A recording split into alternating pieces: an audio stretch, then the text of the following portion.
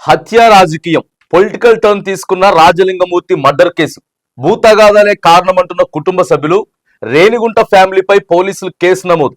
హత్యపై sudden గా CM Revanth serious, దర్యాప్తు వేగవంతం చేయాలని ఆదేశం. వెంటనే రంగంలోకి దిగిన కాంగ్రెస్ నేతలు, మంత్రులు. బీఆర్ఎస్ నేతలపై ఆరోపణలు షురు. కేసీఆర్, హరీష్, గండ్రపై మంత్రి కోమటిరెడ్డి విమర్శలు. తమపై దుష్ప్రచారం చేస్తున్నారన్న మాజీ ఎమ్మెల్యే గండ్ర. రాజలింగంతో హంతకులకు తగాదాలున్నాయన్న డీఎస్పీ.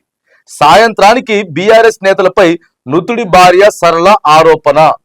రాష్ట్ర వ్యాప్తంగా సంచలనం రేపినటువంటి రాజలింగమూర్తి కేసు ఏదైతే ఉందో అది పొలిటికల్ టర్న్ తీసుకుంటా ఉన్నది. నిన్న మధ్యాహ్నం 2-3 గంటల దాకా ఒకలాగా నడిచినటువంటి కేసు, ఒకలాగా వచ్చినటువంటి ఆరోపణలు నిన్న సాయంత్రం నుంచి టోటల్ గా రాజకీయ రంగు పులుముకుంటా ఉన్నది. అంటే కేసు డైవర్ట్ అవుతా ఉన్నది, కేసుని డైవర్ట్ చేస్తా ఉన్నారు. ఒకేసారి నిన్న మంత్రి కోమటిరెడ్డి వెంకటరెడ్డి కీలకమైనటువంటి వ్యాఖ్యలు చేసిండు. దీంట్లో కేసీఆర్, హరీష్ రావు, కేటీఆర్ హస్తం ఉన్నది, కావాలని చెప్పి వాళ్ళు హత్య చేయించారు అని చెప్పి చెప్తా ఉన్నారు. ఇక మృతుడి భార్య సరళ కూడా నిన్న పొద్దుగూకల ఒక మాట మాట్లాడిన తర్వాత సాయంత్రం కూడా మళ్ళా వేరేలాగా మాట్లాడేటటువంటి ప్రయత్నం అయితే నిన్న ఆమె చేసిర్రు. జయశంకర్ భూపాలపల్లి జిల్లాకు చెందిన మాజీ కౌన్సిలర్ భర్త రాజలింగమూర్తి హత్య కేసు పొలిటికల్ టర్న్ తీసుకుంది. రాష్ట్ర వ్యాప్తంగా సంచలనం సృష్టిస్తున్న పూర్తిగా రాజకీయ రంగు పులుముకుంటుంది. ఓ పక్కన భూ వివాదాలే హత్యకు కారణమని కుటుంబ సభ్యులు ఫిర్యాదులు, మరో పక్కన రాజకీయ నాయకుల ఆరోపణలు కాక పుట్టిస్తా ఉన్నాయి. మొదగాలేమో మృతుని కుటుంబం భూ తగాదాలున్నాయి, పోలీస్ స్టేషన్ కి ముందున్నటువంటి ప్లేస్ కు సంబంధించినటువంటి అంశంలోనే వేరే వాళ్ళతో తగాదాలు ఉన్నాయి, వాళ్ళతోటి మాకు ఆ ప్రాణహాని ఉన్నది అని చెప్పి ముందుగానే వాళ్ళు చెప్పిర్రు, భూ తగాదాలు ఉన్నాయని చెప్పిర్రు. ఆ తర్వాత అక్కడ ఉన్నటువంటి డిఎస్పీ గారు కూడా రాజలింగంతో హంతకులకు గతంలోనే తగాదాలు ఉన్నాయని చెప్పి కూడా చెప్పిర్రు. మరిగా మేడిగడ్డ మీద ఆయన కేసు వేసిండు. మేడిగడ్డ మీద ఎప్పుడైతే కేసు వేసిండో ఆ రాష్ట్రం మొత్తం కూడా ఆయన వైపు చూడాలి అనేటటువంటి ప్రయత్నంతో ఎవరైనా కేసు వేయచ్చు, ప్రభుత్వం మీద కానీ, గత ప్రభుత్వం మీద కానీ, నిధులు దుర్వినియోగం అయినాయని కానీ, లేకపోతే ఇప్పుడు మేడిగడ్డ ప్రాజెక్టు కుంగింది, ఎంతో మంది ఎన్నో రకాల కేసులు వేస్తారు. ఒక రాజలింగమూర్తి గారే కాదు కానీ ఎంతో మంది ఎన్నో కేసులు వేస్తారు. దానికి మరి పగలు పెట్టుకుంటారు, ప్రతీకారాలు పెట్టుకుంటారు, కావాలనే చంపించిండ్రు అనేది అంత స్థాయికి అయితే పోదు. ఎందుకంటే ప్రతి ఒక్క జిల్లాలో కోర్టులో ఎంతో మంది అప్పీల్ చేస్తుంటారు. ఇగో ఆ మంత్రి ఇట్లా చేసిండు, ప్రభుత్వం ఇట్లా చేసింది, ఇన్ని 100 కోట్లు దుర్వినియోగం చేసింది అని చెప్పి సమాజం మీద వాళ్ళకి కొద్దిగా కొంతమంది ఉంటాం కదా, కొంతమంది అందరూ ప్రశ్నించేటోళ్ళు కొంతమంది ఉంటారు. సో ఖచ్చితంగా క్వశ్చనింగ్ చేసేటటువంటి ప్రయత్నం చేస్తారు. సో దానివల్ల ఇప్పుడు రేవంత్ రెడ్డి గారి మీద కేసు వేస్తేనో, ప్రభుత్వం మీద కేసు వేస్తేనో అది నడుస్తూ ఉంటుంది, కానీ అదేదో వ్యక్తిగతంగా తీసుకొని హత్యలు చేసే కాడికైతే పోదు. అంతేగాని కేసీఆర్ కి సంపించాలి, బొచ్చడి కేసులు కేసీఆర్ మీద వేసేటోళ్ళు ఉంటారు, రేవంత్ రెడ్డి గారి మీద వేసేటోళ్ళు ఉంటారు, గత ప్రభుత్వం మీద వేసేటోళ్ళు ఉంటారు, ఎన్నో ఉంటాయి. కేసులు వేసుకోవచ్చు, అది ఉన్నది, రూల్ ఉన్నది కాబట్టి, మనకు రాజ్యాంగమే హక్కు కల్పించింది కాబట్టి కేసులు వేసుకోవచ్చు, నడుస్తూ ఉంటుంది.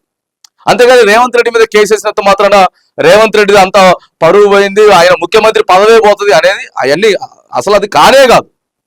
సో ఏదేమైనా కానీ రాజలింగమూర్తి హత్య కేసు మాత్రానికి నేను ఒక పొలిటికల్ యూటర్న్ అయితే తీసుకున్నది.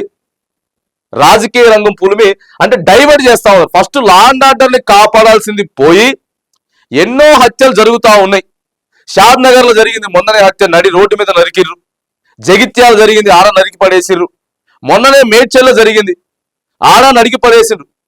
అసలు క్లియర్ గా కుటుంబానికి అసలు చంపినోడు ఎవడు, ఎందుకు చంపిండు, భూతగాదాలు ఉన్నాయా లేవా అనేది క్లియర్ గా తీసుకొచ్చి ఆ న్యాయం చేసేటటువంటి ప్రయత్నం చేయాలి కుటుంబానికి. కానీ నిన్న సాయంత్రం తర్వాత నుంచి మొత్తం పొలిటికల్ రంగు పురుముకొని వీళ్ళు లాస్ట్కి ఏం చేస్తారంటే ఇక ఆ ప్రభుత్వానికి అసలు ఆ కుటుంబానికి ఎటువంటి అండ లేకుండా చేసేటటువంటి పరిస్థితి ఉన్నది. రాజకీయ నాయకులంతా కూడా కలిసి అరే ఆయన చచ్చిపోయినాడు, మంకీ క్యాప్లు వేసుకొని వచ్చారు, ఆడ చంపేశారు. నేను సాయంత్రం దాకా కూడా డిఎస్పీ గారు చెప్పింది క్లియర్ గా గతంలో తగాదాలు ఉన్నాయని. దీనికి అంతా కూడా ఇక పొలిటికల్ ని తీసుకొచ్చి యాడ్ చేసేటటువంటి ప్రయత్నం చేస్తా ఉన్నారు. ఇక జయశంకర్ భూపాలపల్లి జిల్లాకు చెందిన రాజలింగమూర్తి హత్య రాష్ట్ర రాజకీయాల్లో సంచలనంగా మారింది. అధికార ప్రతిపక్షాల మధ్య మాటల యుద్ధానికి తెరతీసింది. వివరాల్లోకి వెళితే బుధవారం స్వగ్రామం జంగేడు శివారు పక్కీరుగడ్డలో సోదరుల ఇంట్లో జరిగిన శుభకార్యానికి రాజలింగమూర్తి వెళ్లారు. ద్విచక్ర వాహనంపై భూపాలపల్లికి తిరిగి వస్తుండగా తెలంగాణ బొగ్గుగని కార్మిక సంఘ కార్యాలయం ఎదురుగా గుర్తు తెలియనటువంటి వ్యక్తులు మంకీ క్యాపులు ధరించి మంకీ క్యాపులు ధరించి ఆయన చుట్టుముట్టి కత్తులు గొడ్డలతో నరికారు. దీంతో ఆయన అక్కడికక్కడికే మృతి చెందారు. హత్య జరిగిన రోజు రాత్రి భూతగాదాలే కారణమని కుటుంబ సభ్యులు ఆరోపించారు. సో అధికార పార్టీ నాయకుల వ్యాఖ్యలతో కొత్త మలుపు తీసుకుంటా ఉంది. ఇక సిబిసిఐడి వేయాలని మంత్రి కోమటిరెడ్డి డిమాండ్.